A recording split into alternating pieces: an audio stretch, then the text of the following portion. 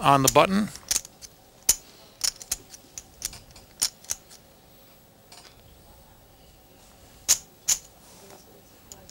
And the bet's 5,000. And Dave? He's got a 5-6. 6 of diamonds, 5 of clubs in Dave's hand.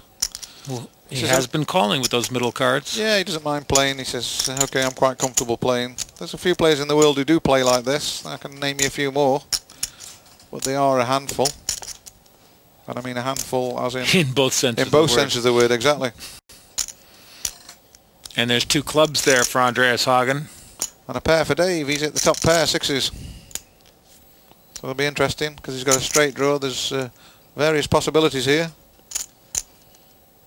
It's interesting stuff, isn't it? And you see the percentages on this one too, virtually even at this point. Yeah, they're virtually even, but... of course, neither knows that. No. Andreas has got the button. 10,000 the bet from Andreas Hagen. This is a tester for Dave, and you could see him there. He's just said something. I think he said all. No, I think he said all in. I think he said, yeah. Dave Colclough's all in. That's what I thought he said. Now, Andreas, do you want to go out on a draw, which is basically the situation you found yourself?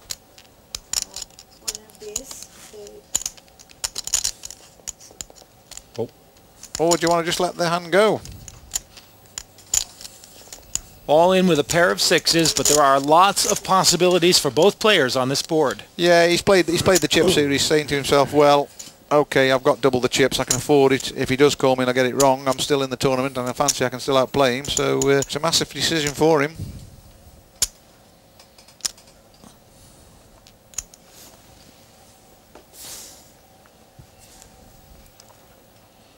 He's got a flush draw, and he's got 2 chances to make top pair. But he doesn't know that. No, that's not what he's thinking. He's just thinking, do I want to be all in on a draw? And generally, the adage is that you don't want to be all in on a draw. Committed. I call. He says he calls. Okay, here we go then. He's risked his whole tournament on making one of these hands. Adage? We don't need no stinking adage. No, you're right.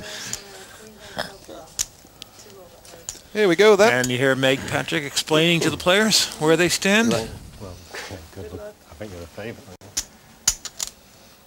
Should a club fall, unless it's a 3 of clubs, it'll all be over for this pot.